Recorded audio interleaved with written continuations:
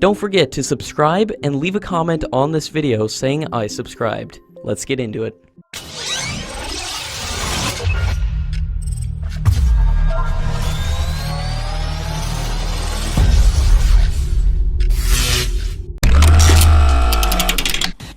India had received a response from a 7th aircraft manufacturer for the Indian Air Force's request for information for the procurement of 114 fighter jets under the Make in India initiative.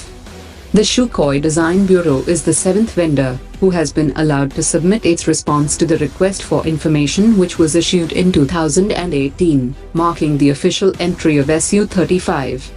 The Su-35 has a vast improvement over the Indian Air Force's Su-30, but with the midlife modernization and upgradation of Su-30, the entry of Su-35 makes little sense.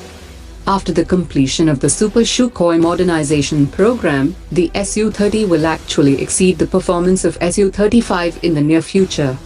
Having 272 Su-30 and 126 Su-35 will also raise the operational and maintenance cost of the Air Force considerably, thus affecting its yearly budget.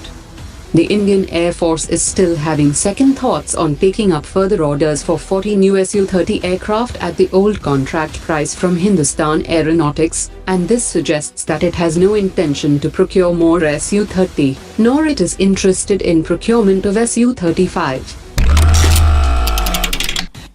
In a bid to enhance its unmanned capability, the Indian Air Force is planning to acquire around 15 more Hero drones from Israel. The Air Force already has an inventory of these drones, and it would be exercising the option clause in the previous deal signed a few years ago with Israel. India is also discussing the Project Cheetah with Israel, under which almost all the drones of the three services would be turned into high-quality armed drones, and their surveillance capabilities would also be enhanced.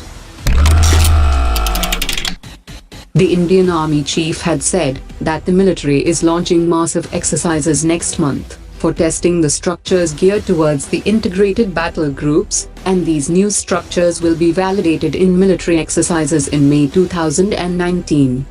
He also said that the key objectives of these exercises was to be prepared for future challenges by strengthening Indian military capabilities and become more efficient and better management of its defense budget. The integrated battle groups are self-contained units, comprising of major elements of military with close support of the Air Force, and it can be expanded to include naval forces if needed. He further said that the military will go to the government and take their sanction to restructure traditional divisions into permanent integrated battle groups after the completion of the military exercises. According to latest reports, India has finalized an exclusive 5,650 crore rupees military infrastructure development for the strategically located Andaman and Nicobar Islands, which will allow stationing of additional ships and aircraft, drones and BrahMos system. India is already deploying fighter jets like Su-30, P-8I long-range maritime patrol aircraft, and Heron 2 surveillance drones on a regular basis, and additional Dornier patrol aircraft and Mi-17 V5 helicopters will also be based very soon. The Indian military displayed its medium-range surface-to-air system for the first time during its annual Republic Day parade.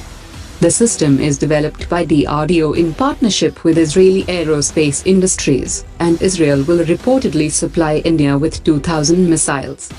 The M777 ultralight howitzers and the K9 Vajra were also displayed for the first time during the parade.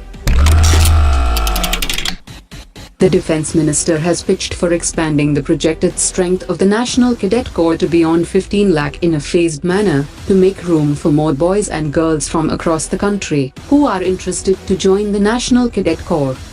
The strength is being expanded as part of a 5-phase program, which seeks to achieve a strength of 15 lakh by 2019 to 2020.